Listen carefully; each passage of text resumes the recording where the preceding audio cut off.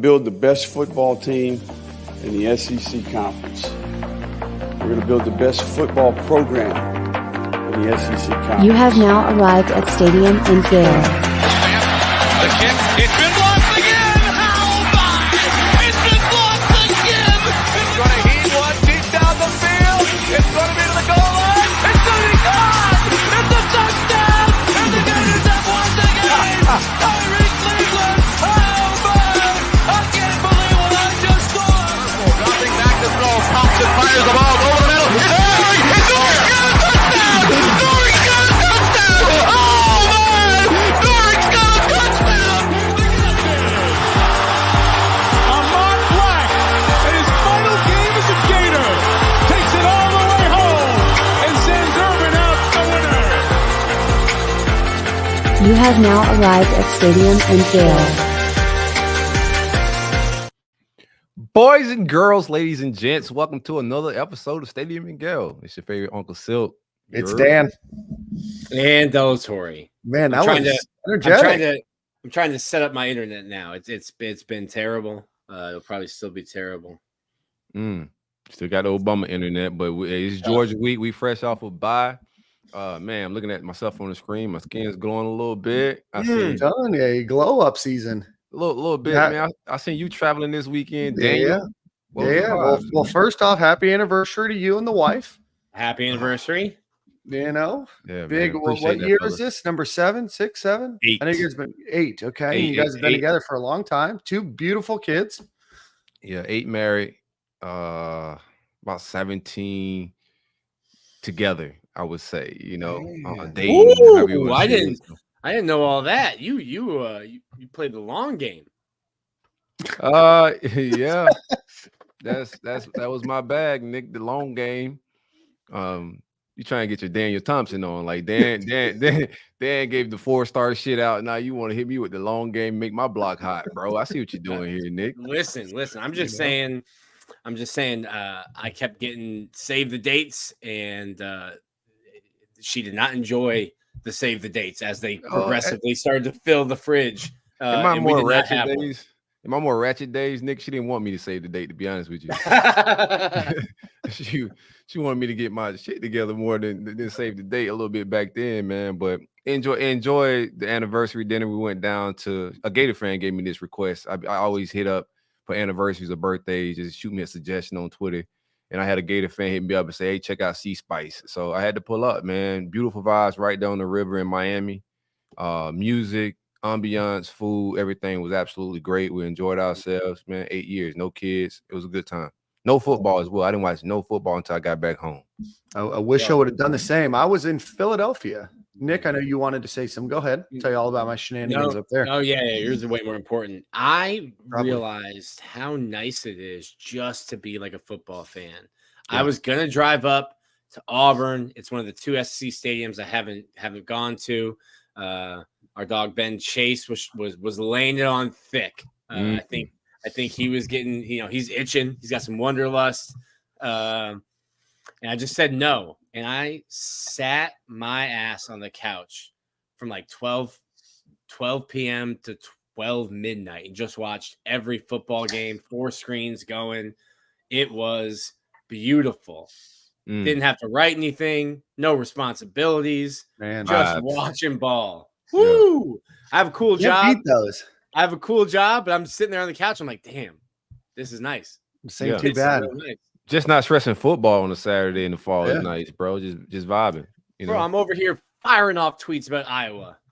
You And know, a beautiful punting performance. living your best life talking about our Buckeye football. It sounds like me. The Hawkeyes. Hawkeyes. Wrong Yeah, eyes. Hawkeyes. But no, man, those are beautiful days. I think we talked about I was in Philadelphia. So I got to tell you guys, ran into some shenanigans after the pod last Monday. I have a parking garage here where I live. Somebody hit my car, didn't leave a note. Police man. were unhelpful. Fortunately, it was just some minor stuff on the bumper. So got that fixed whilst I was gone. Gotta be Also, I fun know to there was a boys, man. question about my driver. Got it fixed. Playing tomorrow. Going to pipe one right down the middle as we tee off there. Silk, I know you're going to do a golf tournament, so let me let the fans know as well. So a lot of weird shenanigans last week. Went up to Philadelphia, beautiful weather, beautiful people. I had a great time. Was there for the Dolphins game. Not a super great game as a Dolphins fan. Want to give a few. Yeah, good game for Dolphins haters. There's a lot of them amongst us. Already. It's cool to be the talk of the NFL for the first time in probably Nick and our's life. Man, those 50 points was so long ago. It feels like last year. The 70 points? Yeah. 70 points. Yeah. Those 70 points. I forgot how many points it was. It feels like last year. It's a big number to count to. So. Yeah, it's a big number. So if you get the chance, though, Lincoln Financial Field is a cool spot. First off, got to send our lighting team up to Lincoln Financial. They got those LEDs perfected. They pop. 2, watching a bald eagle fly in. That's pretty badass. That's my spirit animal right there, Dan. Then 3, whatever they say the temperature is in Philadelphia, just subtract 10 because it is cold as a dickens out there. But no, it was a great time. Shout out to the people of Philadelphia and people that listen to the show, gave me some good recommendations. Got some cheesesteak, got some good food, checked out the new Barstool Bar, had a really good time all over Philadelphia. So thanks for the fans for listening. Yes, so we're going to hit a couple things here in the chat. Then we got a lot of stuff to talk about. Saturday afternoon, while it wasn't football related, big commitment for the Florida Gators. So we'll talk a little bit about that. So want to shout out Jacob, became a new member of the YouTube today. So thank you, Jacob, for becoming a member. And then Anthony Beck, big fan and supporter, as well as contributor to Stadium and Gale and the Roll Up Network. Said Silk and Nick have to invest in beard oil. Hey, bro, I got beard. You trying my beard, bro? I think the beard's nice. I think maybe beard dye is what he was thinking. Not dye, man. Me and Nick living righteous. When you live righteous, you gotta be honest with your beard too, Anthony. Yeah, that's right. And also to hell with Georgia. Obviously, we are going to be talking a lot about the beautiful city of Jacksonville and the Gators' world's largest outdoor cocktail party on Saturday. We're going to be welcoming Georgia legend George Foster onto the show a little bit later as well. But before we do that, a lot of announcements to get through. But first things first, got to pay our bills. Go support our friends over at the Gatorverse. We gave out 5 free cards over the last 2 weeks. So thanks to everybody that participated in that. But go check out Gatorverse. That's GATAVERSE.io. Support NIL initiatives at the University of Florida by buying digital and physical collectibles, as well as some other discounts around the city of Gainesville. So again, Gatorverse.io. They support the football team, the basketball program, the volleyball team, softball team, and they're going to try to continue to expand their offerings as well. So any sport that you're a fan of, Gatorverse.io. All right, gentlemen, Gators grab a 5-star commit in defensive lineman from Mainland High School, LJ McCray, 6'6", 275 pounds. On the On3 ranking for the industry rankings, the 25th overall player in the country. Their particular ratings have him ranked as the 8th best player in the country, number 1 defensive lineman, and 247 Sports has him as the 6th best player in the country and the number 2 defensive lineman in the country. Shoved Mike Norvell, Mario Cristobal, and Kirby Smart into their respective lockers. So, gentlemen, what are your thoughts on LJ McCray? First of all, let me go real quick because you're gonna have way more to say than I will. Now, I don't even want to talk about the actual kid yet, right? We'll get into like the commitment. I want to congratulate the kid on just dragging our rivals through this whole shenanigans. Like how excited they got this week, and over the entire process. It's been behind the scenes. We've been saying that we led for this kid. Everybody felt good, but for him to drag all of our rivals and get them all excited and hyped up. I like this kid. Yeah, there was a lot of excitement in FSU world. Got to check the Discord. Harrison, by the way, asked in the chat if we have a Discord. We do not. A lot of Discords, a lot of kebab emojis, lots of eyeballs and money bags, all to be left at the altar. Shameful. Sad to see for them. It was shameless, but they were shameless about it. But it was a shameful act how everybody carried on with this, man. The act of I may put in a crystal ball, but I'm not. Like it was so much shenanigans, man. And I like watching. I don't like being in the thick of all the shenanigans no more. I like watching it from afar. But what do you guys say about the actual get, Nick? 6'6", 275. Florida was telling him he can play edge at that size, at that age. I wonder, shoot, do you end up being like a 3 tech? But this is what we're talking about when it's pertinent now being Georgia week. These are the battles you have to win against Florida State, Alabama, Georgia. It takes time to get the talent and to rebuild a roster. But this is the caliber of player you need to be getting and the teams you need to be beating if you want to get to where these other teams are. That's Factoroni Tony. Factoroni Tony, no, an incredible player. Nick, you said it. Just a guy that you need to win the battles for. He's a Daytona Beach guy. You know, that's a Florida hotspot. But again, when you are the number 8, number 6 player overall in the country, those are the kind of guys that you need to get to be able to take that next level, to go from good to great. This solidifies Florida's number 3 class in the country right now. They are on track for, I think, their best recruiting class since 2010, and the cycle is not over. There's still a number of players that the Gators are going after that could increase that. There's a few that could leave the class. I know there's some concern about Waller and Williams, Amaris Williams, but Amaris just told Chad Simmons today that he's Gucci. He's good. He's good. Everybody got relaxed. Like people are gonna be out. We got killers, right? Yeah. We got like 4 kids in like the top 100, 150, depending on what site you're looking at. So you got 4 killers in the trenches right there. Even Kendall Jackson. People are gonna be trying to get after these guys all the way into signing day. When you got the number 3 class in the country, this comes with the territory. But don't piss your pants or wig out, man. We're gonna be all right here. There was a tweet by everybody's favorite internet troll that took over for Silk. He actually had this. So I want to give Blue Orange Gator a quick shout out. He did the math, so we'll give him his credit. He said that Florida has, in the state of Florida, the most top 50 guys in the country. Also have the most top 100 players, the most top 200 players in the country, and the most 4-stars of any team in the state of Florida. So shout out to Blue Orange, man. Shout out to Blue Orange. Just some elite content. If you're not following him, just go check it out. He'll probably have a new account in a couple weeks. He'll say something, but keep following along. He trolls. It's easy to find. It's blue. It's a blue orange. It's a blue orange right now. It is Blue Orange UF. So go check them out. But again, if they're listening, they should just start numbering it. Blue Orange 1, Blue Orange 2. I've lost count, bro. I'll be honest. We just keep track of how many times Elon can't even keep track. He keeps ducking. How do you duck Elon to keep getting the counts? Like if you get suspended, this guy's smooth. And he's doing all this for free.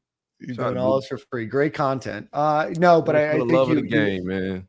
You add this to your Kelby Collins and those kind of players that Florida got last year. You add in probably, I think it is the best linebacking group in the country next year. LJ McCray is teammates with defensive back Zay Mincy, who's high on Florida, and Florida's very high on. Hopefully you can get a guy like him, add him to the class. So it's winning these battles. Obviously, FSU's undefeated right now, one of the longest winning teams in the country right now. Georgia is the back-to-back national champions, number 1 in the country right now. And then Miami used to have money that they would offer kids. But, again, Mario Cristobal is still an okay recruiter. So being able to beat all of those, and he could have gone anywhere in the country. So those are the wins that you want.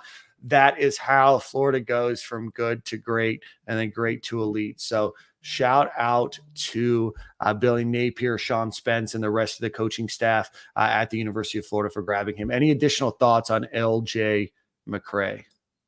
No, I just want to give flowers for the caliber of class they're putting together with the product that they got to sell. I think it's phenomenal, bro. Just to keep it a bean. What Urban Meyer had to sell, what Muschamp or any of those other recruiters that we had that were top-notch recruiters, what they had to sell is a different product. He's selling a losing season and a trajectory at UF that hasn't been like it's been in the past.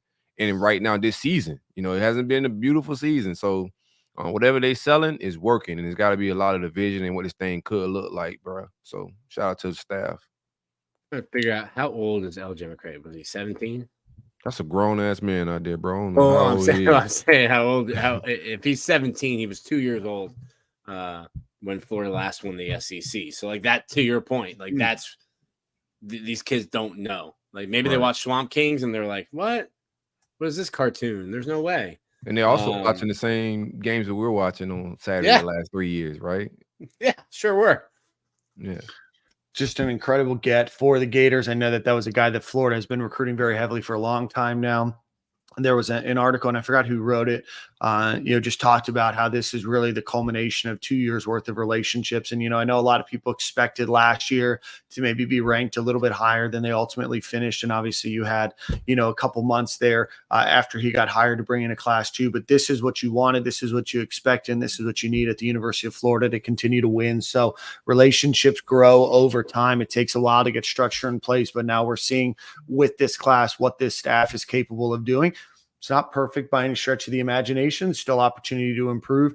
I know Seton is probably the guy that Gator fans most want now, the offensive tackle out of IMG Academy. But there's a number of other players there to be able to fill out this class. But, if Florida finishes or looks to finish the way that they're recruiting now, this is going to be the best class the University of Florida's had in over a decade, which is a shout out to this staff for doing so. All right, gentlemen, let's get into the Gators game against Georgia. Before we do that, let's give a quick shout out to our friends over at Home Field Apparel. Whether you're looking for something for the game this week, might have waited a little too long. You maybe can pay for expedited shipping, maybe for a future game coming up. Go check out our friends over at homefieldapparel.com. Promo code Stadium and Gale at checkout, 15% off of your order there. Best vintage shirts, soft cotton, everything that you'd want in a t-shirt. Our friends at homefieldapparel.com. Promo code Stadium and Gale, all one word at checkout. Gators, what it do? Chris here. You got to announce Chris. You said I'll start times all over the place. Chris is here. Start times all over the place. Yeah, that's my bad. Flying back today. We need Chris. You got to add Chris to the group chat, man. We need Chris. This will be tough, but Chris, we gotta let us know where you dipped out to last week when you were trying to fight Andy. Yeah, we ain't throw blows enough for Chris. Chris, like, I'm about to hear these boys soft today, man.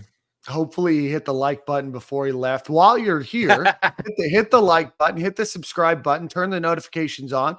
We record Monday morning, somewhere around 10 o'clock.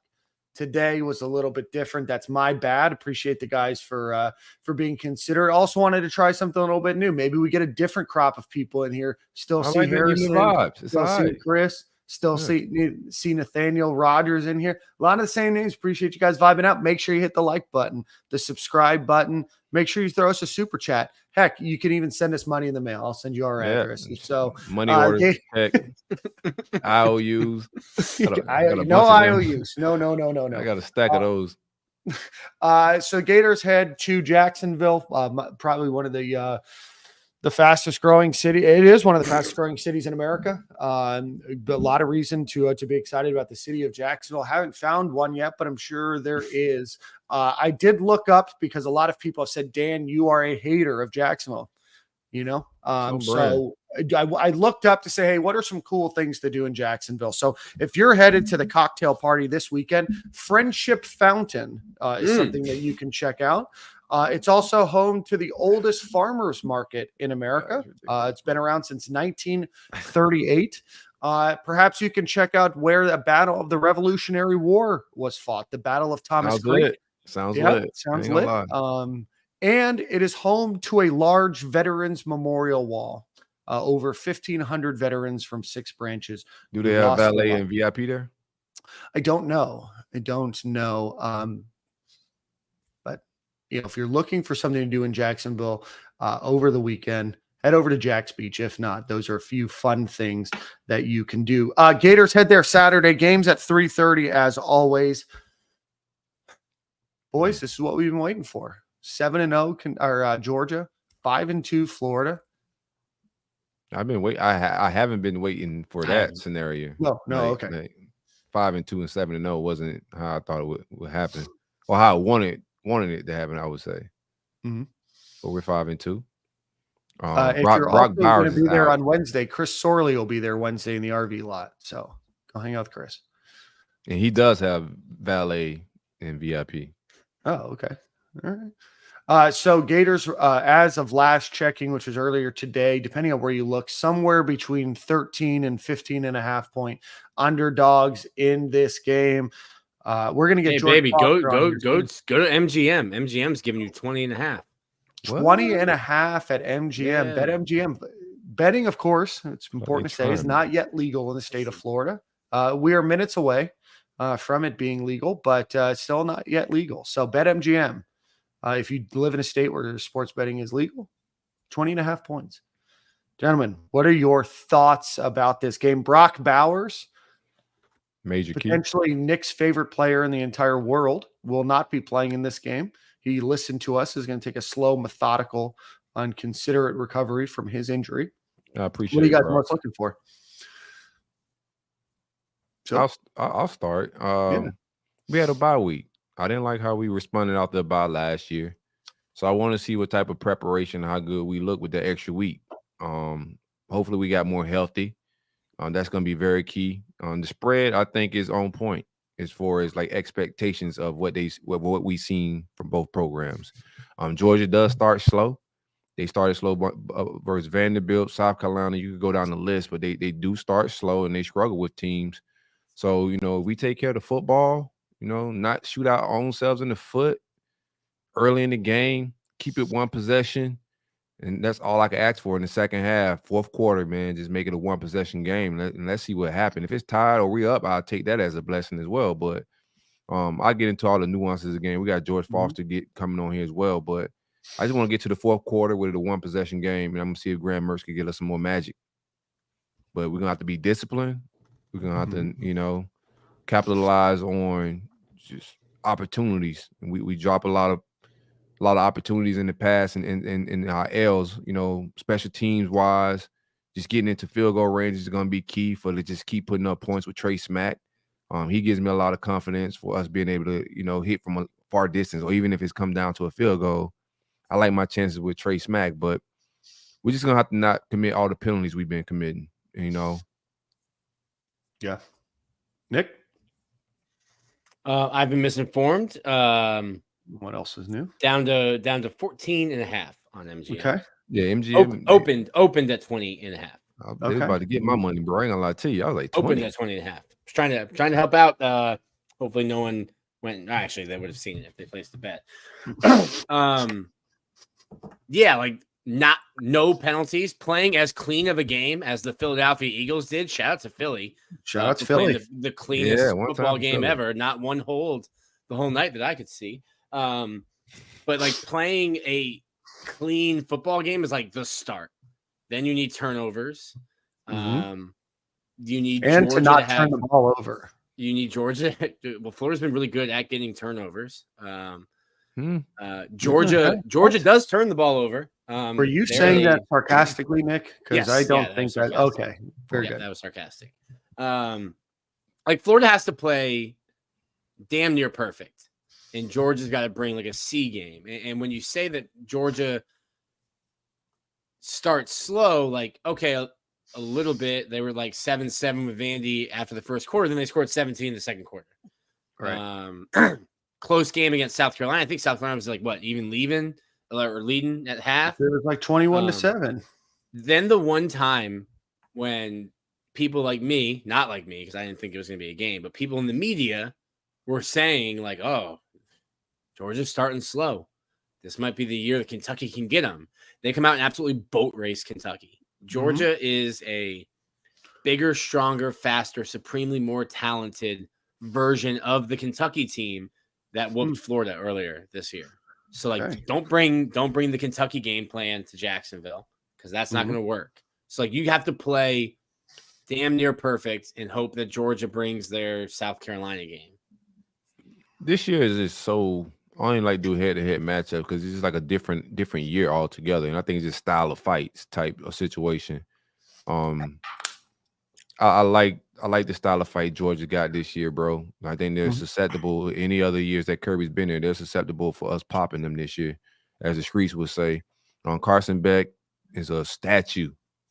We don't have to worry about him leaving the pocket. A lot of these other guys, Armstrong had the pass rush, even with Kentucky, Tennessee, South Carolina, most of the teams we've been trying to like pass rush and get turnovers and cause pressure with have had dual threat quarterbacks. Carson Beck is a statue. He got a good offensive line, but I was waiting for that. If we can affect that, if we could get him off his launching point and affect him without Brock Bowers, like this is an ideal situation. It's a neutral field. It's split 50-50. It's different than any other game they played this fall.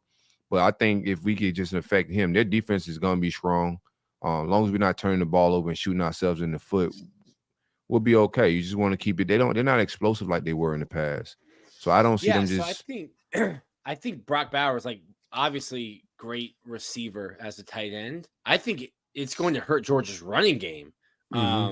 Just from the fact, and Georgia will probably be able to speak to this, like Brock is such a good pass catcher that even when they go 12 personnel, you still can't like load up another linebacker because you got to have someone that can cover. Yeah, respect them. Yeah. So now you don't have that, and there is no one player that replaces Brock Bowers. You have to have a bunch of different people to try to fill in. So like that's going to hurt Georgia's running game. But like I just don't. Like, I don't see Florida moving the ball and scoring enough points. Yeah. Against this defense. I do think the bye week came at a good time. 21.5, man. South Carolina could get 21.5. That gives me some motivation of some sort. I do know Florida was dealing with a number of injuries, both that were probably nagging injuries that players were playing through, as well as actual injuries that kept people out. Florida should be healthy. The practice schedule is a little bit different this week to allow for some additional healing, also some time in between practices as well. So Florida should be about the healthiest they've been at any point this season, even preseason going into the Utah game. But we do have George Foster waiting, so we'll bring him on here in a second. I gotta stop lying now. Yep, got to stop lying. We're gonna welcome George Foster into the show today. George Foster. George, I'm trying to tell him that Brock Bowers doesn't play defense, and the defense will be fine on Saturday. I ain't know. I forgot George was behind the curtain, man. I would have been honest on here with y'all boys, man. Yeah, let's. I ain't hear none of the lines. What lines? What Very lines? good. You tell me? My goodness, Pinocchio there's no over line. there. You have to listen back. We need Negative Nick. If you don't know George Foster went to University of Georgia, first round draft pick. About 9 years in the NFL as well. We had Ron Dane on the show last week. If you didn't listen to that, go check that out on the YouTube channel. George Foster blocked for Ron Dane as well, but George is a member of the Roll Up family. We're excited to welcome him on to the show today. Silk, we'll start with you. George is your boy. So first question to you.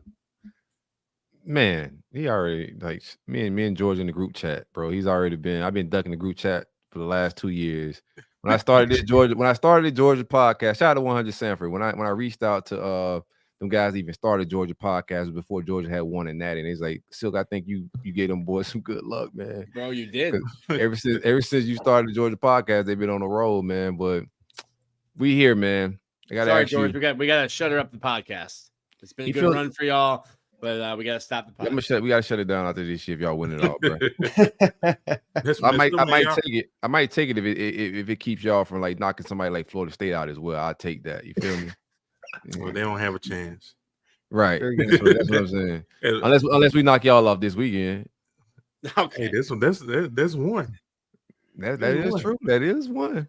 But you got to beat you got to work real hard to beat Georgia once nowadays. Beat them twice, impossible. Yeah, Treon Harris is undefeated against Georgia, baby. I've seen some weird Treon Harris. I believe the last loss. I believe the last regular season loss that you guys have is from the Florida Gators. Yeah. Really? No. You said regular season? Regular season. Yeah. You guys had a big 14-0 lead. Silk and I were a little bit in our feelings, but Silk said, hey, team's coming back. All right, bro. That was Treon Harris? No. That was 2020. That was 2020. No, Treon Harris didn't do anything. 2020. That was Muschamp. That was Mullen Trask. That was Mullen. Yeah. Kyle Pitts, Kadarius Toney. Kyle Pitts. Remember those Yeah, guys? we went crazy on y'all. Yeah, somebody So long ago. like almost knocked Pitts. They knocked each other out, right? Yeah. No. Pitts got It injured was in that clear game. targeting. Yeah, Pitts got injured Was it in target? that game. Did it get called? Yeah. He got tossed. Yeah. Unfortunately, we saw some celebrating by your fan base when Kyle Pitts was injured. We don't do that at UF, but George, what Let me tell you Brock? something. That's a grown man. You know what I'm saying? I'm sorry the Falcons don't know how to use him right, but that was a grown man. I'm telling you. That guy had a catch. Free but I Pitts, man. understand. Get that guy out of there, man. The Free only Pitts. defensive coordinator that can stop Kyle Pitts is Atlanta's offensive coordinator. Right. That's true. Now, George, we've been talking for a while about Carson Beck. He don't have his man Brock Bowers. Like, what do you think of the offense without Brock? It'd be crazy to say that it doesn't change any, but in a way it doesn't. We're lucky we're Georgia, put it like that. You know what I mean? Because if he was the only piece, we'd be in trouble, because he's a dynamic, huge piece, a playmaker. He's clutch, which I don't think it's talked about him a lot, because he's so good. He's so good all the time. You don't realize how clutch he is. Right. Like he makes some timely plays for Georgia over the last 2 years, and then going into this year too. But we'll miss that clutchness. But I think the offense, especially with a week off, will figure out ways how to get other playmakers the ball, because they still got some playmakers. They might not be top 5 picks like Brock Bowers, but they have a few playmakers. But we'll see how it goes. I'm confident in Beck. Beck's been spending it this year, been taking care of it. And so we'll see what happens, man. These young guys got to step up. They got some youngsters that tight end, and they gotta bow up. They gotta drop the nuts. Now, I brought it up, I think, before you were in the green room. How much does having Brock out affect the running game? Because, like, if you're in 12 personnel, you can't add an extra linebacker, because you have to respect that Brock can leak out. He holds his own blocking. How much does that hurt the running game? And listen, I understand Georgia's recruited fantastically. I think they haven't had a class lower than 3 since Kirby's second year. But, like, there's no one person that replaces Brock Bowers. Like, he's a dude. Yeah. Oscar Delp has to drop his nuts. You know what I mean? He's gonna have to block. Brock was an underrated blocker. And then of course you had to account for him in the passing game, but he was really good in the running game too. Oscar Delp, he's gotten better, but he's not quite there yet as a run blocker. They feel really good about Lawson Lucky as a run blocker. He's a dog. I played with his triplet dad and uncles at Georgia, the Lucky triplets. All 3 tough guys. So he gets it honest. He should help in the run game. But yeah, losing Brock is gonna you lose. He's complete. He's not the biggest tight end out there, but he's still complete as a tight end, and you do miss that. You guys do get Ladd McConkey back. I think he was out for the beginning of the season. It is. He's been sprinkling a little bit of play time. One thing about this staff is I trust them a lot. I trust the staff, and I trust the Have they earned that trust, George? Yeah. Yeah. For the last 600 something like days, they've earned my trust. Just how they handle injuries and stuff. You know what I mean? So I believe we're gonna get probably the best Ladd we've had all season. And he makes a difference. He makes a difference. He's a complete wide receiver. He'll probably be picked in the top 3 rounds. In the draft. Kind of guy. Huh? Quick, sneaky, athletic, lunch pail kind of Yeah, guy. he's white guy. White. First in, First yeah, in, last out, first yeah. in, last out. Coach's son, Coach's probably. son for sure. Coaches say his dad Yeah, probably coached Gym something. rat, the student of the game. Yeah. You know? Yeah, he's High all football that. Effectively IQ. fast. But he's legit. He's legit. Yeah. And some really knowledgeable people told us he was legit before he got there. And so I'm glad to have him. I'm looking forward to Rara. I think Rara is gonna be he's gonna be a good replacement for Bowers, his production. Okay. Because he's got some size on him, some length. He can stretch the field a little bit. I think I'd be surprised if we didn't see a little bit more of Arian Smith because he scared the shit out of everybody. He fast as hell. Yeah. I remember that name.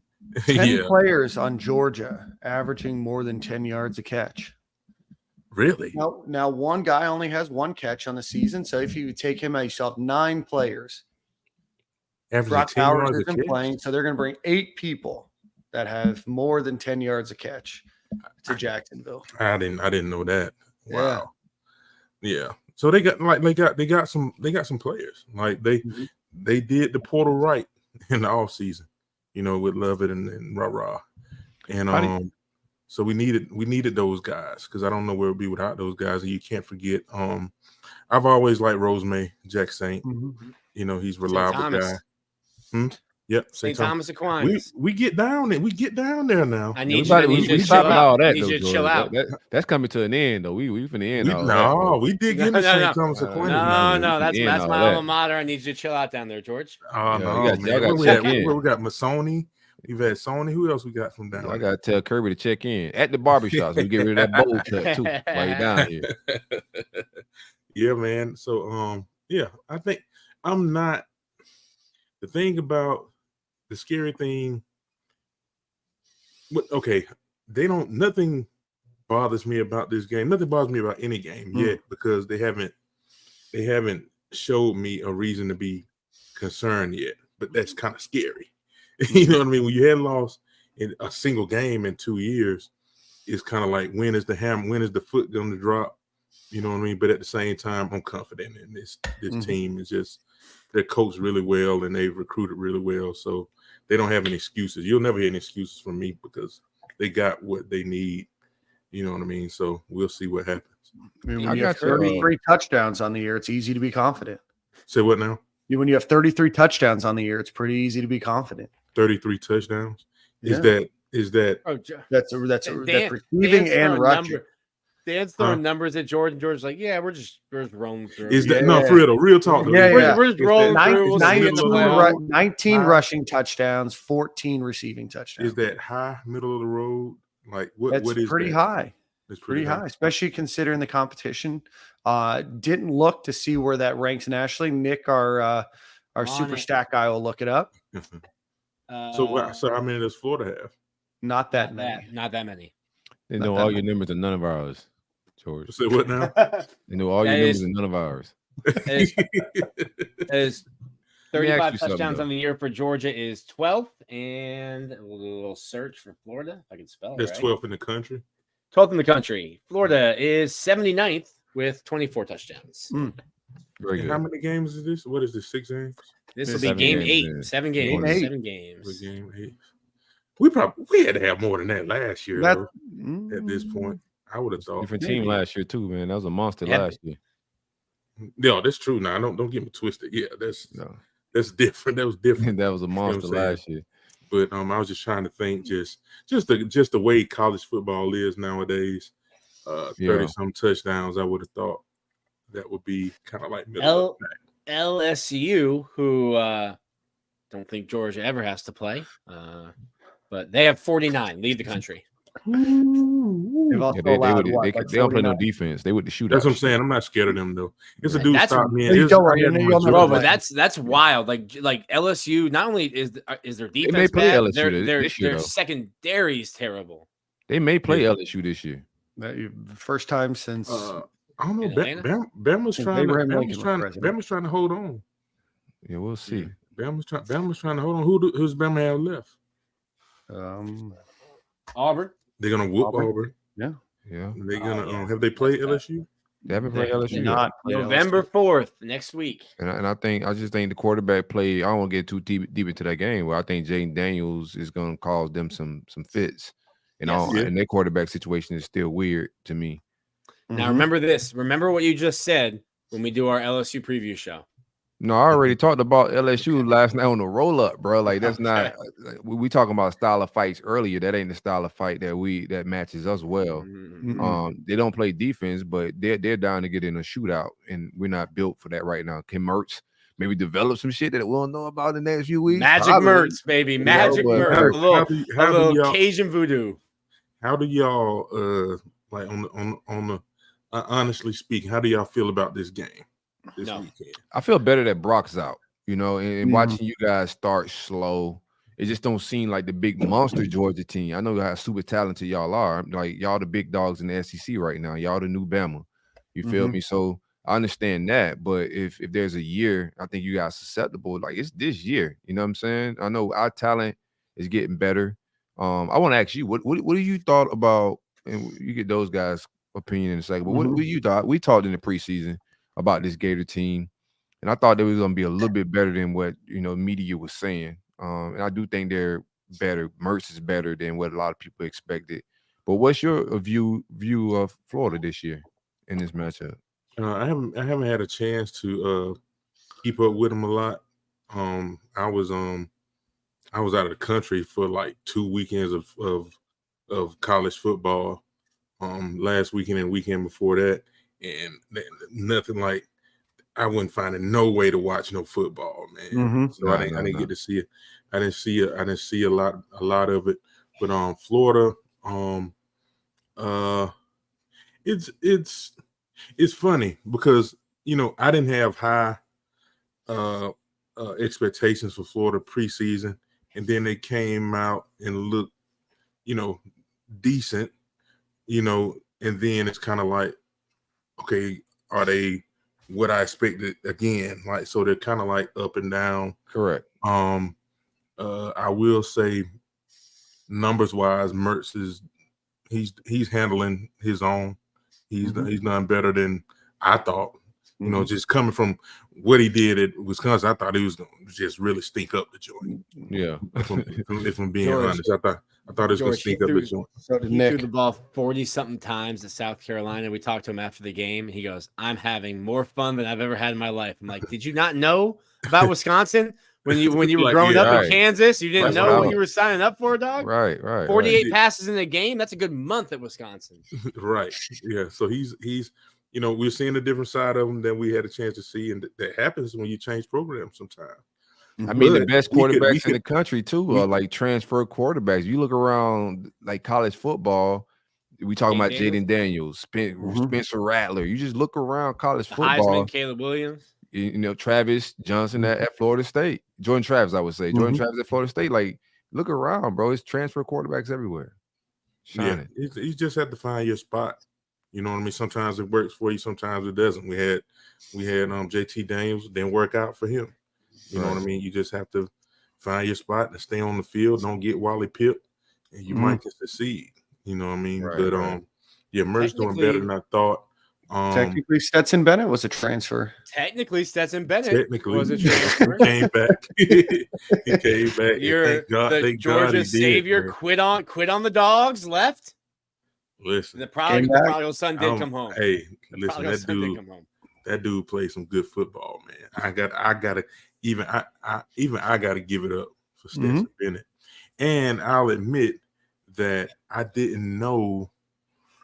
I was scared for everybody to transfer. So I was like, you might want to leave like last year. Before the season last year, I wanted him to leave because I didn't want us to get stuck. You'd seen that Justin if you Fields story remember- already. Huh? You'd seen that Justin Fields story already. You're like, Yeah, hey, we don't need these boys to transfer. If you've gone over the years at Georgia, you understand that every few years, every 3 or 4 years, we'll get stuck with a QB. I did not want to get stuck with a dud.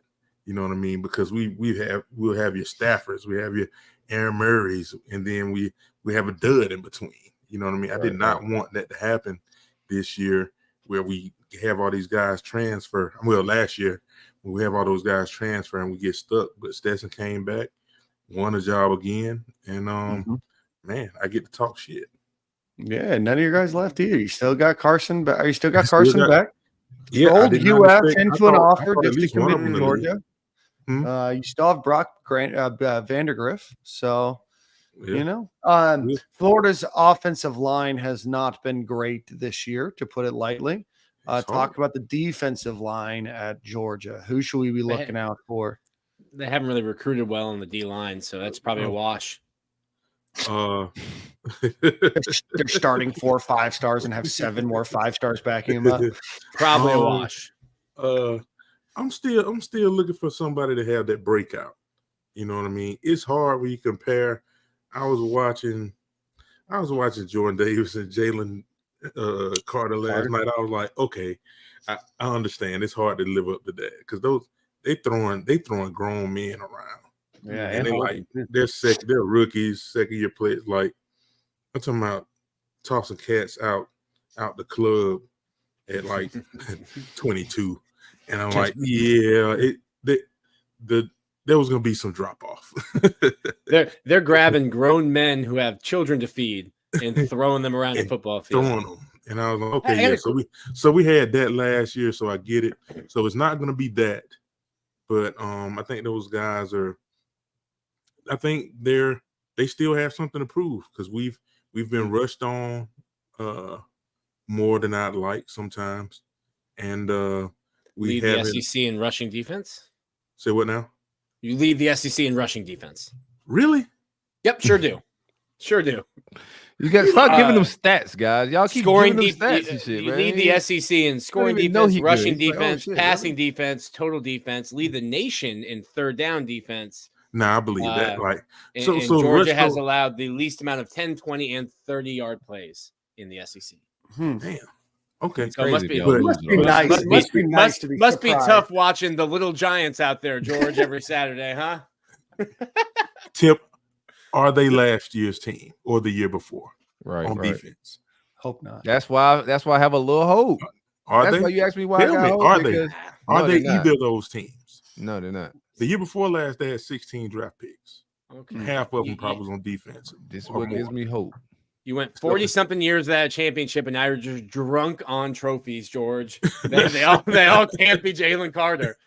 I do have a question, though, because it's I think the defensive coordinators both come kind of from the same tree. And Georgia doesn't have sacks. Florida doesn't get sacks. They kind of affect the quarterback. Is that a scheme thing? Is that the way they're taught, or are these guys just not finishing? Because I think only South Carolina has less sacks than Florida and Georgia.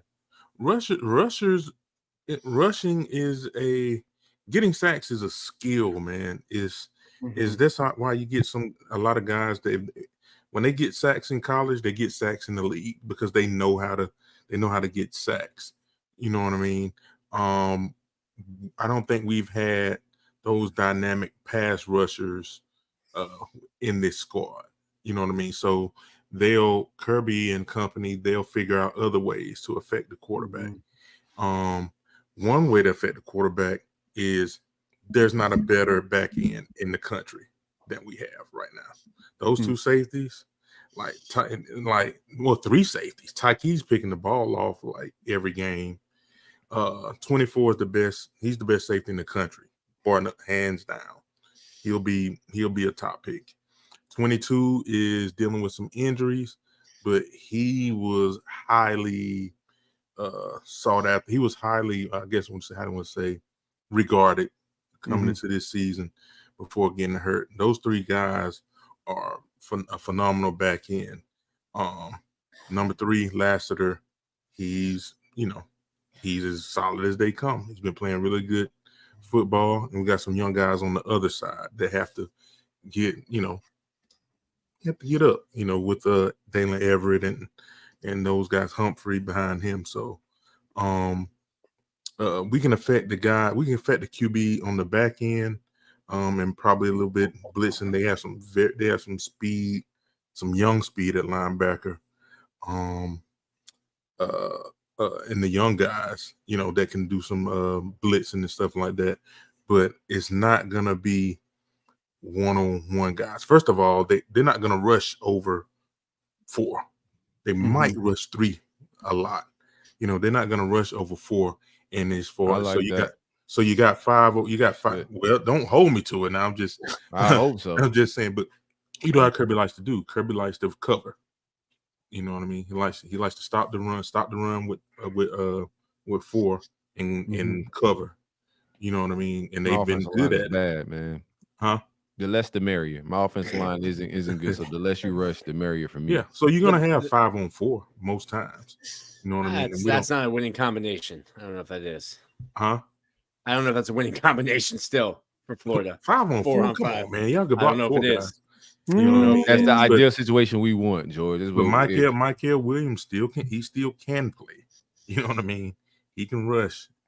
One thing Georgia's defense does really well is they swarm. So like Florida's been good early on in the year. Teams were playing like cover 3, just like letting them dink and dunk kind of. And Graham Mertz, was completing damn near 90% of his passes. But like those passes that have 2 air yards that now you're getting 6, like you might be getting 3 with Georgia. Like that, they just get to the ball quickly. Yes, that's their. Yeah, I have a feeling that if that's not your MO, you won't play. You know what I mean? Kirby, you know what he gives off. You know what I mean? If you're gonna get on the field, you got to do it his way, and his way is fast and physical. They preach it, and it's not it's not cliche. Everybody wants fast and physical players football, but everybody don't have the Jimmys and Joes to get it done. You know what I'm saying? Right. They got the Jimmys and Joes, and so, but there's Jimmys and Joes behind those Jimmys and Joes. So are you gonna swarm to the ball, or are you gonna sit on the bench? Which one are you gonna do? Because it's somebody that wants your spot. And that's how it was where he came from. It's the name of the game is depth. You know what I mean? Georgia had a lot of injuries the last 2 years. It's not talked about a lot, but they've had a ton of injuries, and it hasn't really mattered.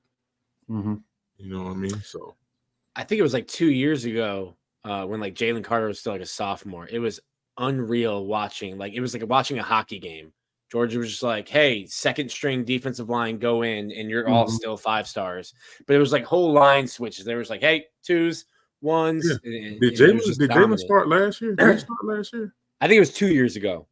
I'm saying I can't remember if he started last year. I know he got hurt some. Jalen Carter, he started. Yeah, he started last year. Yeah. I know he didn't the year before. He didn't. No, for sure. Because I think you guys had Wyatt and Davis. Yeah, two first round. So what's the biggest weakness of the team, George?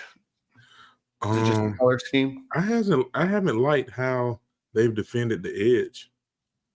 You know what I mean? I know we got caught off guard some versus the likes of Auburn. But still, I was like, but the week before, UAB, ran the edges a lot. You know what I mean? And so I want us to set the edge better. And because we got to do that versus some of these good teams. So y'all got to do that versus Trey Wilson for sure. Say what now? Y'all want to set that edge. Kirby spoke about Trey a little bit in his presser as well, but I think that's one of the keys to our offense. Our offense, in my opinion, goes through Trey Wilson because he's just such a threat on the edge. He causes pressure. Linebackers got to be accounted for. They got to account for him, and with them account for him when he goes into motion, that loosens up the middle of the field for us for ETN and those guys to get off. I hope that he's back healthy, but. Yeah, I like that you have edge issues and struggle with setting the edge because that's key to our jet sweep offense. Yes, we have to Auburn caught the edge a lot. UAB caught the edge a pretty good bit, and I haven't been able to watch my Dogs the last 2 weekends. Versus I forgot who they played last week. They played Vanderbilt. Played 37-20. And Vanderbilt and who was Kentucky before then? Yeah. Yeah, and then you had a bye week. Yeah, so That was concerning for me, a few weeks ago. I'm sure they spent time on it. They like to use some of these games to work on specific. That's crazy to me that you have the ability to work on your weaknesses and still win games and not on Saturday. Yeah. Let's practice on Saturday. They've been practicing on Saturday. To my knowledge, and I don't know, I can't verify it is true, but from what I heard, that the Vandy game was practice. Mm. That was practice. They had to work on because we know where we're weak at. Kirby knows where we're weak at, so we're gonna work on it. Yeah, coaches do that. I like that you saying that because coaches do that. Like if it's an inferior, like the fans may be in the stands. Man, why do we look like crap? Like, hey, bro, I got things to work on. This is the perfect live scrimmage. You want to work at it full speed. Practice just practices. You can do it at practice when you got personnel like that, but typically the game is just so different. It's so different in practice. You know what I mean? You don't that other team, you don't know that other team tendencies like you do your own teammates. Ain't gonna be no brother-in-law on Saturday. I don't care how hard you work at the team. You're gonna brother-in-law sometime, at practice. You know what I mean? But you get to work your stuff against, another team and still win the game. You know what I mean? You take that opportunity. All right. Well, George go ahead. Nick. Last one, George. Did Kirby leak his own halftime speech? Like he had to have last year. Yeah, that's recruiting. When last year they had that leak. Halftime, like everything's recorded, but Kirby leaked that on his own. I think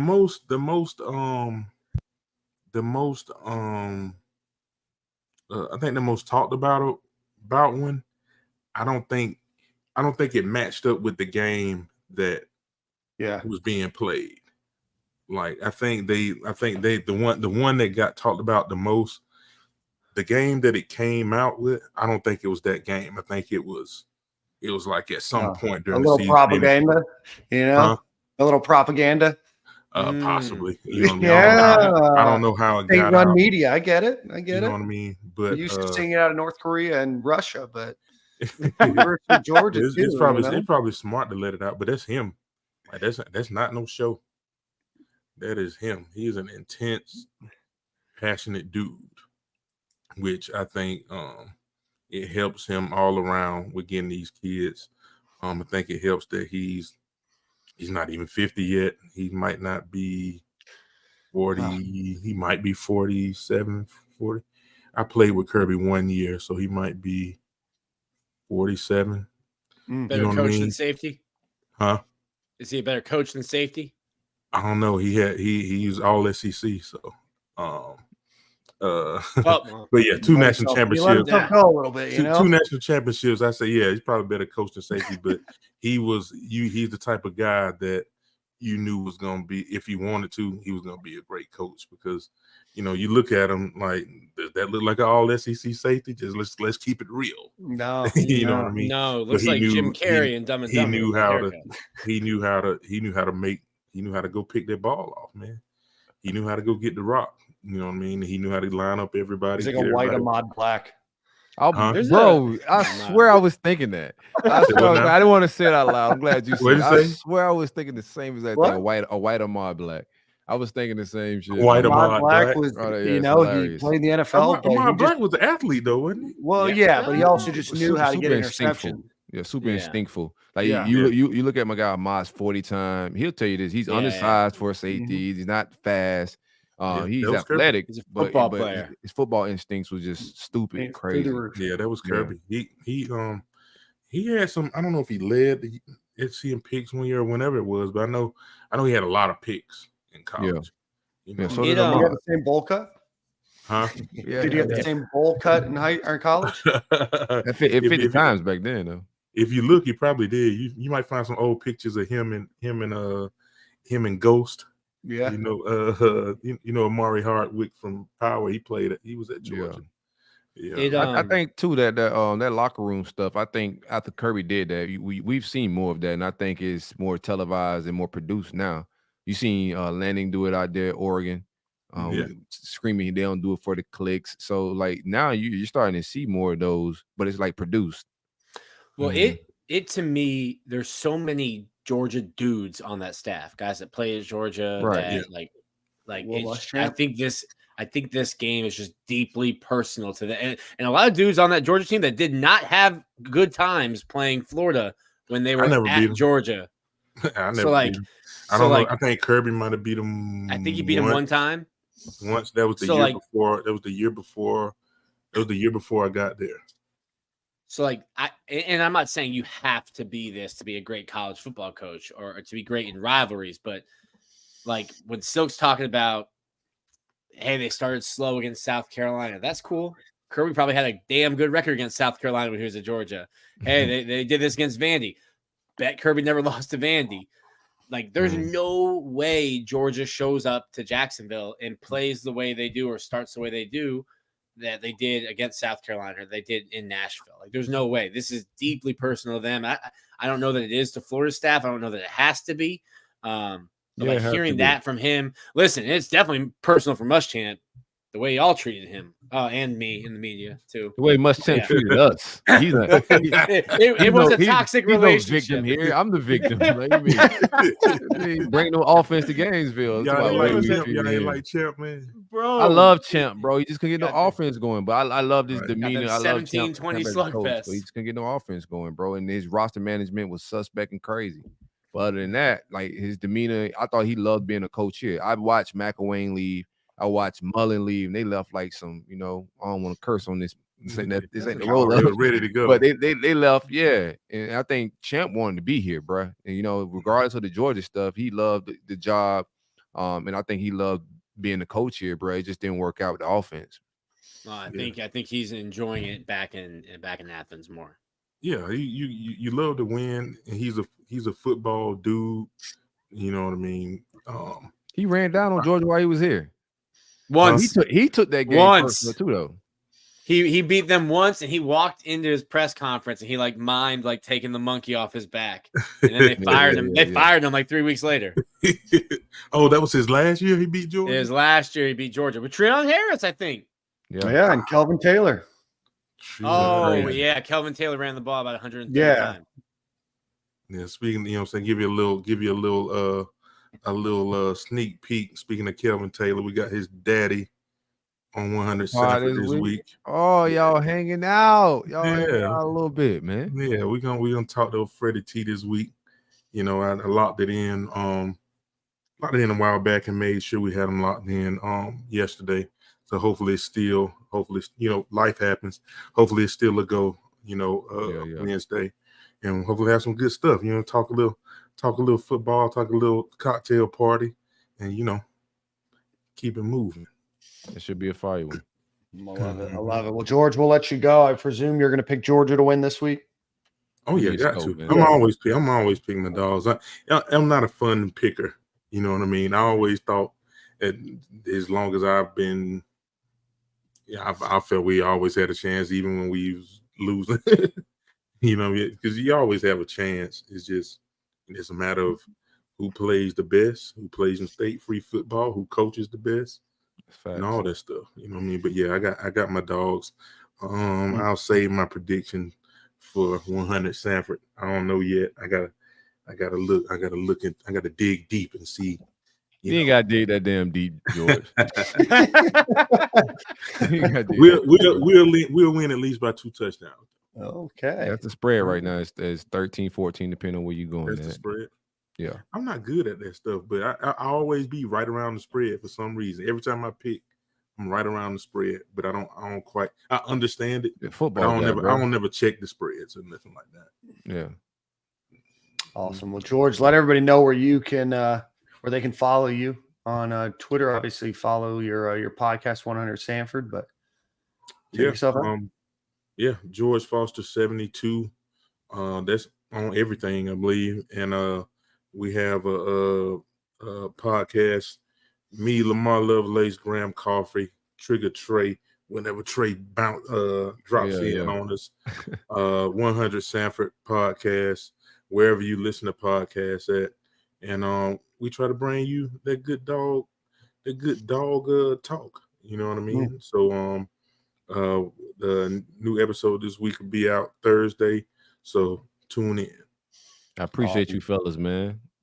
No doubt. Appreciate you, George. Thanks so appreciate much. Y'all appreciate y'all guys having me, man. Y'all so you gotta go, bro. We got our listeners mad because it's a big red Georgia thing. They're like, bro, I can't watch this. Listen, man, y'all treated me so nice, man. There you go. Bro, that's the guy that we lost Nature Gator, Nick's adversary. Nick's lifelong adversary. He still responds to almost all my tweets, but I told him he was muted.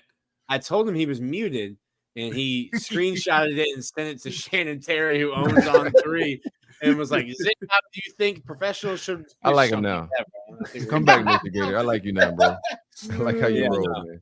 He's been at my neck all year. He's on your case. So he's mad at Nick, not us. All right. Hey, George, man, hold it down, man. You guys have a good show this week. Appreciate y'all having me. And bad luck on Saturday, bro. Bad luck to you too. George Foster, Georgia legend, University of Georgia legend, George Foster. Gentlemen, let's get into the game a little bit. Let's shout out our friends over at Alumni Hall. Go give them a drop in with next time you're in Gainesville on Archer Road, or visit them at alumnihall.com for all of your Florida Gators apparel, golf accessories, tailgating accessories, holiday presents, birthday presents, anniversary gifts, all of that kind of fun stuff. Alumni Hall on Archer Road, right off of I-75, or alumnihall.com. This is crazy. The numbers is crazy, guys. So we have 162 people in here hanging out, and we have 60 likes. We got 100 haters in here. Give me at least 9 more likes. Give me at least 9 more likes. Like, I've never seen the many haters in one spot in my life, bro. Like, we got 62 likes. We should have 162 likes, bro. Don't call us nothing to press the thumbs up. Just in case you don't know what the like button is, this is the like button right here. Yeah, pound that like button. It's free, we have one more comment here. Nick, you in Georgia should get a room. I'm telling you, bro. Like, I've got no love for the entire state of Georgia. I hate Atlanta. I hate the Braves. I've got more speeding tickets in that godforsaken state. They don't play around with speeding tickets in Georgia. A million state troopers. They're at every exit. Like, I got a ticket. A state trooper. I'm like, bro, I got a ticket in some backwood county in Georgia that doubled the speeding, the fine, because it was Sunday. We can't speed on the Lord's Day. Come on. I was trying to go to jail. It's a day of rest. You're making this police officer work. To go to jail that day. It's one of those 2-lane roads. The cop was going like north. I'm going south. Definitely speeding, but like there's no way he could clock me. He drove through the grass, turned around, gave him a piece of my mind. He gave me a $375 ticket. Yeah, he's speeding on the Sunday on the Lord's Day. It's crazy. Lord's Day. I was trying to get to church. Let's get into the game. As always, if you have super chat questions or you drop something he's late, bro. Say what? Nick say he was late to church, man. Bro, I can't miss the holiday. Line on a Sunday too. That's an extra 75 on yeah. If you are listening, again, hit the like button, hit the subscribe button. Also, super chat donations.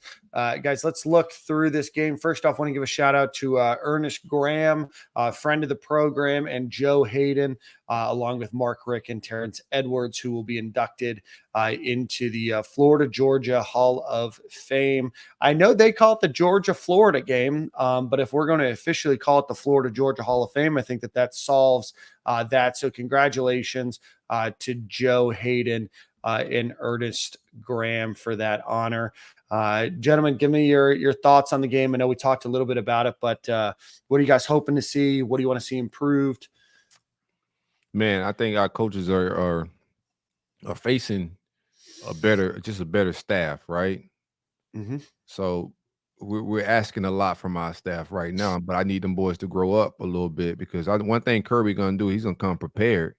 You know what I'm saying? I don't think they're gonna come out slow. He's gonna have them pumped up from a motivational standpoint. You know, they play his locker room stuff whenever they play in Florida. So the coaches gotta come out the right energy and have these guys clicking on all cylinders and not making mistakes. That's out to go. Like the start is gonna matter.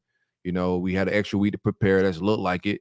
You know, and I think Georgia, of course, they started slow all year. They may start this off with a little bit more energy, a little bit more pep in their step because this is their biggest rivalry. But this is our biggest rivalry as well. We the underdogs come in with that underdog mentality, you know, and I think we got. I don't like George said. This is a better talented Georgia team than us right now. But if we look at the two teams we faced in the last 2 years, this is not that type of team, man.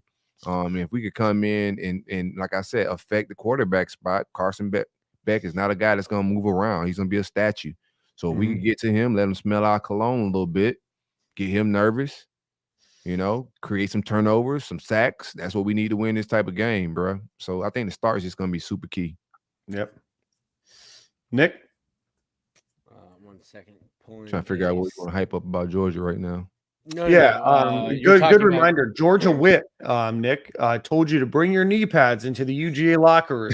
Bro, shout out to KT flicking off in that picture. Florida has gained 4 turnovers this year. Four turnovers. So haven't done it yet. You have to play a perfect game. You have to start fast. You have to play a perfect game. You have to play a good game. Figure out. No such thing as a perfect game. You got to play perfect. I mean, they had 10 guys on a PAT last week on special teams. You got to get the knee pass, like Dog said, if you're going to keep saying perfect game. That's a lot, bro. Perfect. I don't think we got to play a perfect game. I just think we got to play a mistake-free game as far as turnovers and stuff like that, you know. So both teams play mistake-free. Florida wins. No, we got to create mistakes. Yeah, you know? I think he's got it. Yeah. I said that earlier. We gotta limit our mistakes and create mistakes. That's how we beat this team. Because if we just try to go player for player, they're more talented than us, and they have seniors. Like, well, we may have 4 and 5 stars at some of these spots. It's a lot of young boys. They have juniors that are 4 and 5 stars, and it's just different right now for Georgia. From a lot of standpoints, they're seasoned as well. Like they've been through the rigors. They've been through like.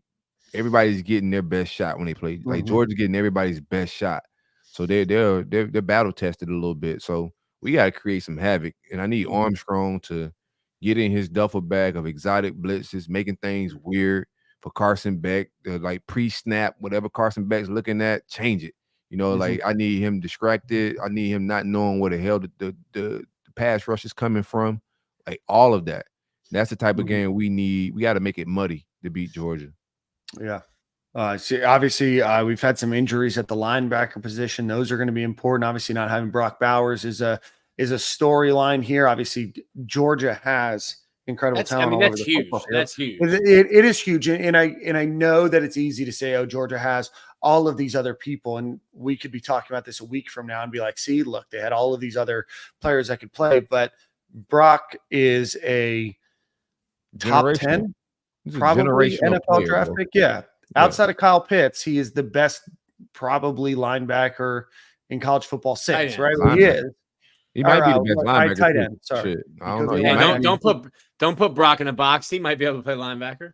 Yeah, so he is the best tight end since Kyle Pitts graduated, and he will probably be the best tight end in the next few years before another one emerges that are like him, right? I don't know, bro. These tight ends are starting to grow on trees a little bit. These freakish 6'6" tight ends, dog, they're starting to. I think we'll see another Brock Bowers, Kyle Pitts in the next like 2 years. Carlos Boardingham. No, he's not as freakish like those guys are. Not a freaky guy. Yeah. He's a big athletic guy. You know, he brings a lot of like basketball body to the game, but those guys, the vertical and their catch radius is just crazy. Their hands was crazy. Did you guys see that Kyle Pitts catch, by the way? Nasty. It was like a short, like, it's only like 3 yards, but it's the nasty 3-yard catch. Yeah, that's all he's gonna get. Shout out to Arthur Smith for blowing I saw that replay like 47 times, and then I saw his stat line. It was like 3 catches for 41 yards. And I'm like, that's what Atlanta does. Yeah. Listening to George and hearing that, hey, Georgia has struggled setting the edge. I think Eugene Wilson, if he can hold up, Eugene Wilson can be a huge X factor. And like you said, Silk, if you go back to that 2020 team, like when Kyle Pitts got knocked out, Kadarius Toney didn't have the same type of game because now you can focus on him. When Eugene Wilson was out and Arliss Boardingham wasn't playing yet, teams just focused on Ricky. With Boardingham emerging, he's a threat. With Eugene Wilson, like you said, you have to know where he is on the field. That's going to open up things for Ricky. It's going to open up things for the running game. I don't know that you can line up. Hold on, Nick. Before you say that, let's give Ricky his flowers for being an incredible wide receiver this year. Beyond all of that, Ricky Pearsall is amongst one of the best wide receivers in college football right now. And I know he's not going to probably get the credit that he deserves. He's probably not the best NFL prospect. He's not going to put up the most gaudy numbers per game, but in terms of consistency, in terms of athleticism, let's give Ricky his flowers beyond just them not having enough weapons on the field and them bracketing him. Let's give him credit for him getting open and making plays when he was the only playmaker on the field. Go ahead, Nick. I know you weren't saying that, but I just wanted to get that monologue out there. No, but thank you for putting it right after I was done talking. So if it needs the negative Nick fuel. I think we're not getting light because of your negativity, Nick. That's me. Ricky's 22nd in terms of yards in the entire country. Yeah. For an offense that does not move fast, and until 2 weeks ago, really wasn't throwing the ball. Malik Neighbors has 9 touchdowns. Yeah, all right, it's incredible. Wild. Shout out to him. He didn't get none this week. How about that? So if you line up hat on hat, I don't know that Florida can run the ball. If you start adding in all of those other things with Eugene Wilson being able to run and maybe some wheel routes, shout out to 2020. I think, and I know you said that. And listen, I saw somebody in the comments saying if you try to play a perfect game, that's when you make mistakes. I get that. I'm saying I think Florida has to play very close to perfect to beat Georgia on Saturday. And I just don't think like Georgia's reloading. I think this is Kirby's 8th year. So they've had a top 3 recruiting class 7 straight years in a row. Like it's going to take time to get to where they are. Florida's rebuilding, Georgia's reloading. That's just how I view this game this year. And last year. You could pop them boys if you get to like. I like that Grammer's got. Playmakers starting to come along, right? And you need players to call matchup problems. Like while Georgia is good, right, and they got some good football players. Like I don't care who on that side of the football. 9 times out of 10, whoever matching up with Arliss Boardingham going forward is going to be a matchup problem. Trey Wilson in certain scenarios is going to be a serious matchup problem. So we got to maximize our matchup problems. And if we can hit those guys, you know, it just changes the game. Like get the ball into the game changers' hands, and let's see where we land at. Not those game changers. No, not the special teams, not Coach Couch. not him. I want the game in his hands. Nick, do we know anything about ETN's shoulder injury? I mean, we're talking like AC joint sprain. So you're not going to get surgery on it. You're not going to get surgery on it during the season. It's going to be pain management. I mean, you saw the way he was running at South Carolina. It's just like if I have to take contact, I will. He's been no contact at practice, so you try to protect as much as you can, and you tough it out on Saturday. You got 5 more games, 6 with a bowl. If you didn't want to play through pain, you should have played ping pong. All right, so that's a take. I appreciate that, Nick. You guys want to? Who's your X factor for the game? Eugene Wilson, Silk on offense. I need somebody else to emerge. I kind of know what Eugene gonna bring to the game. Caleb Douglas has been out. Had he been still around, I think he'd have been having a real big season, just what he brought to the table 50-50 ball wise. And every game, like big game wise, he scored Utah at the gate. I thought that was some good play that we got from him, and also the Kentucky week. So I need somebody else to emerge that's not Ricky Pearsall and Eugene Wilson for us to win this game. Does Caleb Douglas have a regular touchdown, or is it like a just like mossing somebody every time he scores? It's crazy.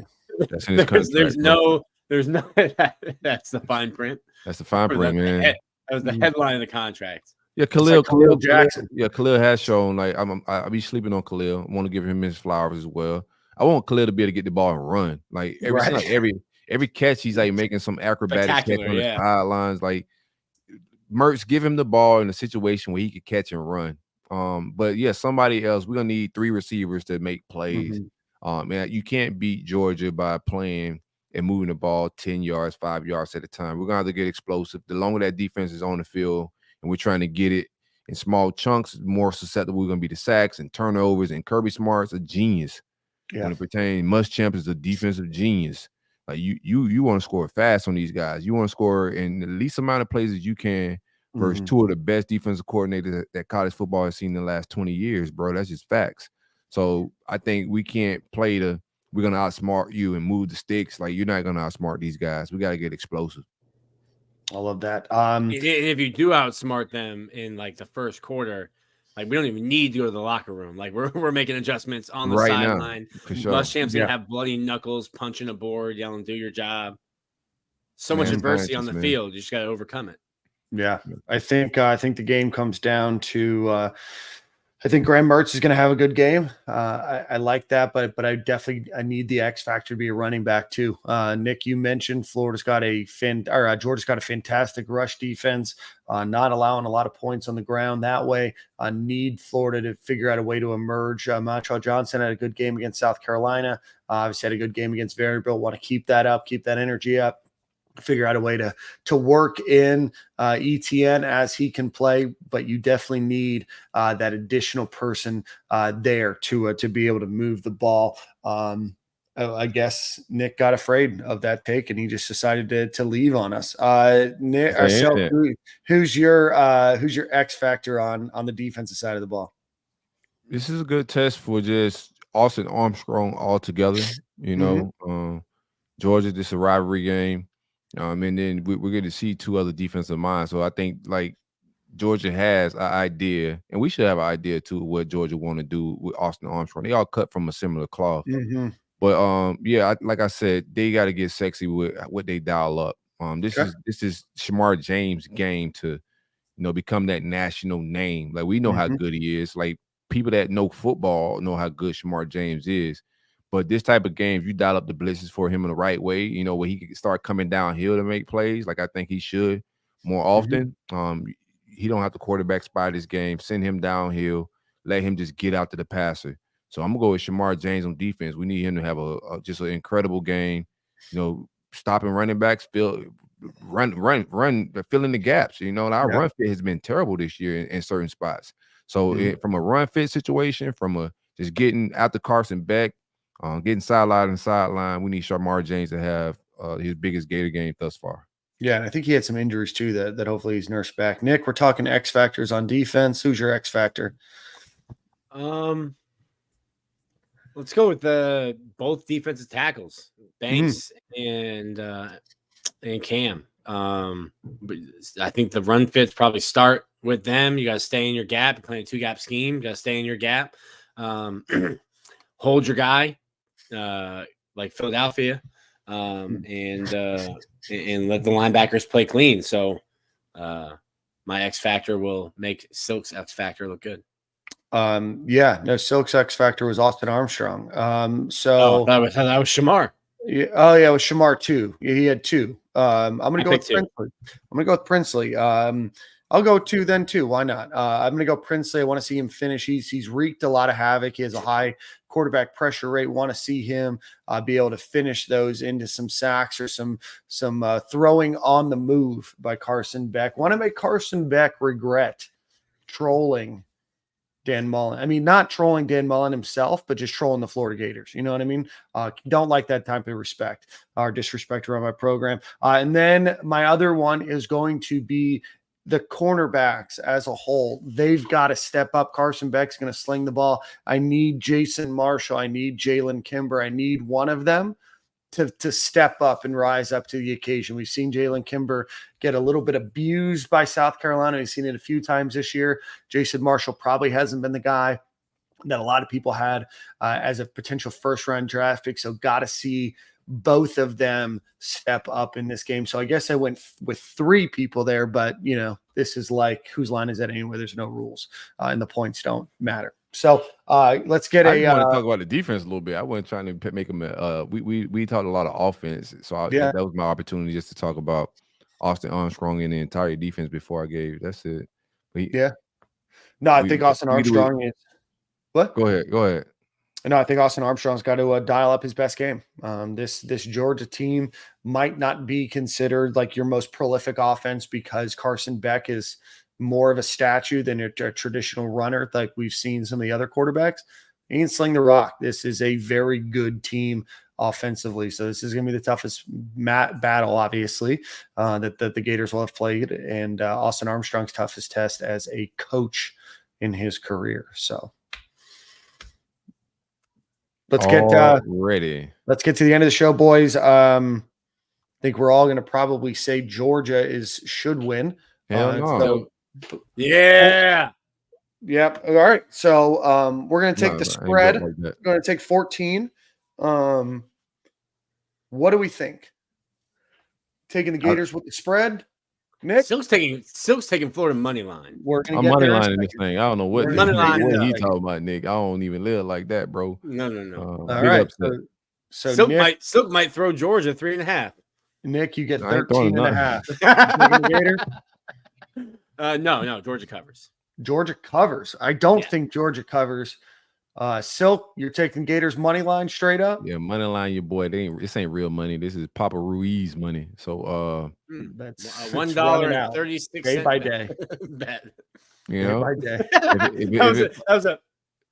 If it folds, it folds. You know what I'm saying? But no, I think like I can't just. I think we got an opportunity to beat these guys. I think we should, or I understand why we're not favored, but it's a rivalry game, bro. And if you can't get these boys to come in and play with their hair on fire, I don't know what we got. So you know what I'm saying? It's a rivalry game. Come in with your hair on fire, and if you could get, I don't believe in Carson Beck like that. Yeah. So no, I don't either. I don't either. Believe in him. I think this is the best chance the Gators have probably had since that 2020 year to beat Georgia. Right. Since the last time, this is the best chance that Florida has. Yeah. Nick disagrees, so that's fine. No, I mean I don't disagree, but like you just didn't say anything. It's great. It's great radio when you don't say anything. I mean, it would be like, okay, well, I have a no chance of jumping off the Empire State Building and living, but hey, at least I wasn't in an airplane jumping out of an airplane with no parachute. Like, what are we doing? Like saying that this is the best chance they have to beat. Like, it's still not close. The rosters still are not close. It's just not a dominant. Like you can start I'm not saying no slippage in Georgia, but it's more parity coming into college football altogether. And I think like their struggles ain't just, Georgia's just starting slow. I think if you look around the country with Bama struggles, nobody's just dominant no more. Michigan might be the most dominant team. That's because they were cheating. They may or may not have known all the they have been cheating. They may or may not have known. I'll applaud that too. Like, that's still Georgia calls this weekend, bro. If we found out 5 years from now that we stole all Georgia calls this weekend, you think I'm gonna care? Honestly, Bill should call Jim up and be like, "Hey, know you were probably planning on playing Georgia in the playoff. You got them signs? Yeah. Who's your little Dave Chappelle? You got all them right, signs? Nick. YouTube user. He doesn't have his name here. Pose that might be the good question here. What? You about to pop Georgia, bro. That's all. All right, YouTube user here said UVA had no business winning over UNC. I'm telling you, Florida over Georgia or UVA over UNC. YouTube user. Nick. That's a unique bro. Name. Was Treon Harris 2-0 against Georgia? Like, listen, crazy stuff happens. I get it. Crazy stuff happens. Maybe someone on Florida staff is one of these guys not liking the show while they're watching, and they're gonna play me talking about Georgia in the locker room and Florida. Can you imagine inspired and win? And bro, that'd be good. I would love to cover Florida beating Georgia. That'd be fantastic. That'd be fantastic. I just don't see it. Like, I don't know if you guys want me to like sit here and like lie and like pump rainbows at you. Like, that's exactly what you want you to do. I don't see the game going that way. I'm just telling you how I see the game going. While they're playing like Nick's shit talking to our team in the locker room, all you hear in the background is the Yin Yang Twins. I gotta get some Oh my god. Oh, man. Like, man, is this a yin yang record or is this Nick Delatoro? Like, what's going Womp, I gotta whisper now. Oh man, does Carson Beck have good feet? Feet. He moves really well in the pocket. Oh, okay. I misinterpreted the question. That's what I like. He moves really well in that small confined space. The guy's not athletic. Like, you gotta anybody that's gonna beat Georgia, that's gotta be the recipe for it. You know, to put a hat on Carson Beck early and often. Yeah, looks like a giraffe out there. I think I wrote it. He's completing like 41% of his passes when pressured. Very good. Florida can get pressure. It's just finishing the pressure that they've got had. a statue, fam. Yeah, he ain't gonna be shucking and jiving too much back there. That's a good point. Do you think his neck holds him back a little bit? Very long. It's long. It's long. Yeah, You know, it's rubbery. It's rubbery. Can't just take off fast. I think just swing his back a little bit like that. It's Ray Charles out there. All right, guys. Is that forearm tattoo one of the most Duval things you've seen? It's like a lion on his forearm. He's got a lion tattoo covering his right forearm. Yeah, that's like he's a lion guy. Like, it's very Duval. He doesn't seem like a lion guy to me. You know what I mean? He's not a lion. Yeah. The tattoo artist's like, you sure? You sure about that? This doesn't seem like your spirit animal. You sure about that? You sure about that? All right, boys. That was a nice parrot over here, man. Got a lot of whatever. Go ahead. Listen, I think this giraffe would look fantastic here on your arm. Giraffe is nuts. All right, guys. 3:30 Saturday, CBS. Brad Ness. Probably the last 3:30 CBS game for us. Maybe so. Speaking of game times, this caused a little hullabaloo on the internet today. Brutal. The Arkansas Florida game, the game where they're going to be wearing black jerseys, is going to be at noon. Listen, like the high right now is. Let's start. Let Nick start. The high is 70. The high is 75. The low is 60. Like you're not getting heat stroke wearing a black shirt going to the game. I don't know. Cam said he's wearing white because he's protesting. So, super producer Cam, if you want to protest, the veterans. Shout out to super producer Cam silently protesting. That's why we can't get 170 likes. That's why we can't get 170 likes, bro. Like, Cam is kneeling in his white shirt during the anthem. That's nuts. Yelling during Tom Petty. He's like, I will back down. Yelling at Greg Sankey for the noon kick. Yeah. Let's remember what the game's about. Arkansas's got 2 wins? Yeah, they're about to fire their coach. They just fired Greg Enos. They're talking about a guy that fails up in his career, huh? CBS and Danny knows. CBS and ESPN are looking at a 2-6 Arkansas and a Florida team that they're probably projecting to lose to Georgia. Put that shit at 11 in the morning. Yeah. They're just like, hey, man, can we get like an SEC only fans we can stream the game on? You can't pre-plan the jersey like for a blackout. No. It's just got to be in the moment. Okay, we got a night game. Hey, perfect time to pull the black jerseys out. As long as they don't glow in the dark like Miami, I'm cool. You know what I'm saying? We ain't glowing in the dark, but I don't care what color they wear. I'm going to participate. If it's a blue out, I'm going to wear blue. If it's a white out, I'm going to wear white. I'm just that type of guy, bro. I'm just going to go with the vibes, bro. Like wearing black in the middle of, it's November. It's going to be cool out. You know, it's going to look fly with my shades. You know, it's going to be a thing, bro. It's a noon kickoff, so get out early. I'm going to be vlogging out there. You know, hopefully I can catch up with Nick this time. Last time it just didn't happen. Might be there. May not happen for a noon game. It's gonna be even more difficult, but we're gonna be out there hanging, man. I don't have no staying on Friday night. I might be there. Stand by. Stand by. Big content, bro. Change of plans. So, all right, gentlemen, great show. Again, the world's largest outdoor cocktail party, 3:30 against Georgia. Appreciate George Foster. If you're still watching, a lot of you still are that haven't hit the like button. We see who has and who hasn't. So before you leave, hit the subscribe button. Share this with your friends and family. Leave us a review on Apple Podcasts or Spotify or wherever you get that. Shout out to today's. It said, love listening to Dan and Nick and even negative Nick. Nilk. Like back to Nilk. Back to Nilk. So leave us a review there. We had to change feed, so we lost a lot of those before.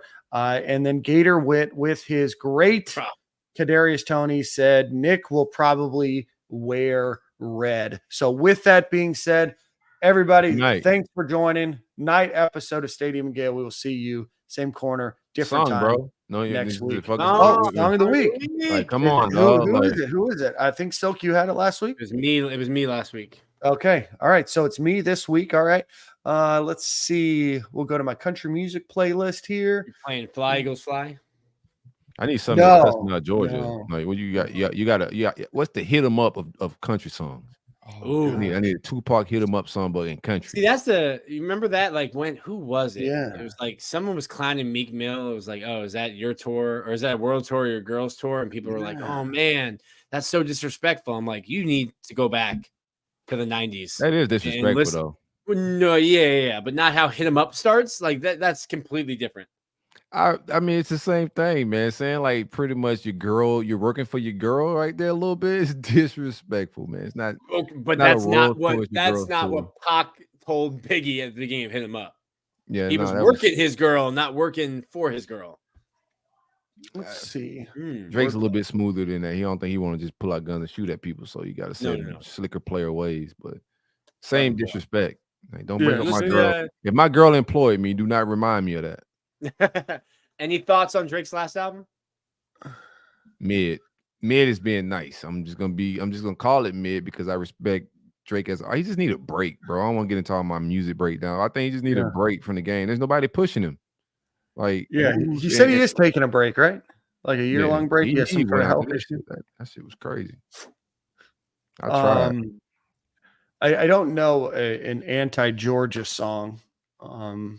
So ain't got no country hit 'em up, huh? We'll do not a lot of country hit 'em ups. You know what I mean? Especially about Georgia, they are alienating a big part of your fan base. That's true. Yeah. You know what I mean? Yeah. So there's Florida Georgia line ain't got no beef. Sound like they would have some Florida Georgia beef right there. No, they do. They broke up.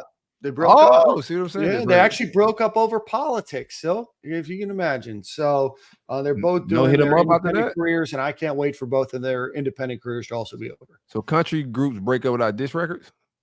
That's crazy. No diss records. Yeah, I mean they were even polite, when they said they're going their separate ways, and they appreciated each other's contribution to the band, and I'll never forget those memories. I mean that's just nuts. So let's get a song that's going to hype people up. There's a great song by Mike Candy's called Rumble. It's a good EDM song, a great gym song. So we'll go with that one. Let's ready Rumble, boys. You know what I'm saying? So Mike Candy's Rumble will take us out of here. I'm going to call the score upset right here, man. 34-31. Good guys. Trace Matt kicks us one, and we set off to the sunset. 6-2. I love it. All right, boys. We will see you at the same corner.